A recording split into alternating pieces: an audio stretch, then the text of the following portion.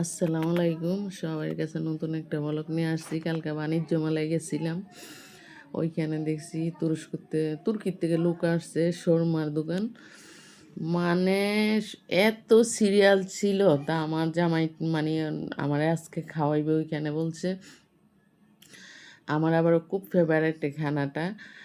তারপরে এই খাবারটা আমার বাহিরে খাওয়াইছিল। তো এখন আজকে নিয়ে গেছে তোমার, আবার আজকে একটা বাহিরের খাবার খাওয়াবো। ওরে ভাই, সিরিয়াল কাইটে আমার জামাই দেখেন সিরিয়াল, আর আমি ওদের ভিডিও নিতেছি। উনি আরবি ভাষা বুঝে, বাংলা ভাষা বুঝে না। সবাই এটা বললে উনি আসে চুপ করে তাকে কথা বলে না।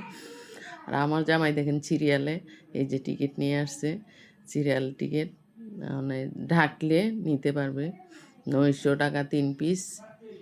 তা আমি বলতেছি থাক, উনি বাংলা বুঝে না, উনারে আমার জামাই কি কি আরবি ভাষা বলতেছে। আমি অনেক টেনশন করতেছি, আল্লাহ আমি কখন মানে সিরিয়ালে আসবো। আর এত জাম ওইখানে, আর উনি যে বানাইতেছে স্নেলটা এত মানে একটা ফেভারেট লাগতেছে আমার কাছে। দাঁড়াই আছি যে আমার জামাই তো সিরিয়াল কেটে দাঁড়াই আছে, এই যে টিকিটের দেখেন ওর সিরিয়াল নিয়ে দাঁড়াই আছে। দেখি সিরিয়ালের নাম ডাকলে নিতে হবে। আমার মেয়ে তো পাড়াপাড়ি আব্বু যাও না, সিরিয়াল নাম ডাকলে নিতে হবে। যাক,